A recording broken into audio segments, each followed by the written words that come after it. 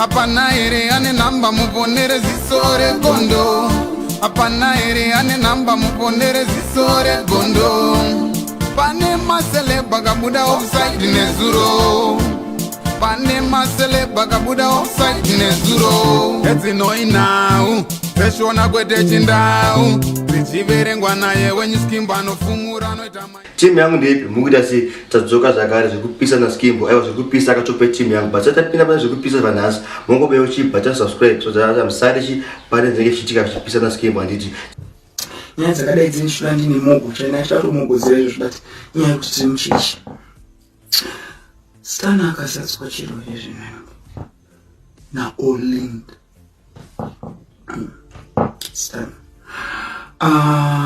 aingosvira Olinda isina kondo ndozvinonetsa vanhu vakobvu vakanaka hauzivi kuti haufa tototenda Tytan vanhu vangabva vataura kuti Tatelicious wakazviziva sei kuti Olinda anorwara needzi.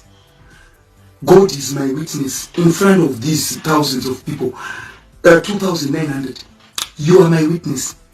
Isu taisazviziva senyika kuti Olinda airwara nemukondombera zvakabuda na Tytan achichema akati aishiriswa na Olinda asina kutaura kuti ari kukabira nyika yese yakadengedeka. I still remember it was 2000 and something 2-3 years ago makati matiri paakainterviewa nauyu lawyer weku-UK anonzi Rumbibvunza wabaya zvinhu zvangu zvine we quote reference because atizori kuti Tatelicious akati no I quote reference, upper referencing, you know I'm learned. Upper referencing.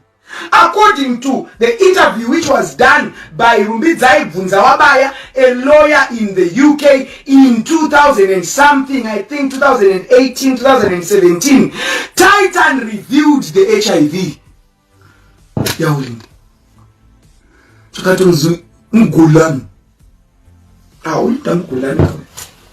Shiro akaita umpangu wemazano gulano tinotogula bye tiri magulazi mugulano shiro akaita umpangu umbologo wemazamu chero rakaenda richibva kumabvuku richienda kutafara richipfuura nemuhiri side roti kuBray side roenda kuMandara chero zamu rikakura semugulazi.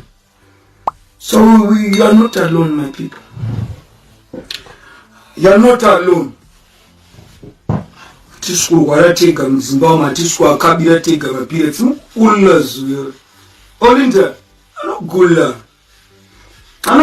valokoto go ge gi go anogula nine mucheche urikuitwaizve Jehova. Apana ere ane namba muponere zisore gondo. Apana ere ane namba muponere zisore gondo. Pane masele bagabuda offside nezuro. Pane masele bagabuda offside nezuro. Eti no inau. Peshona kwete chindau. Zichiverengwa naye when you skimba no fumura no itama.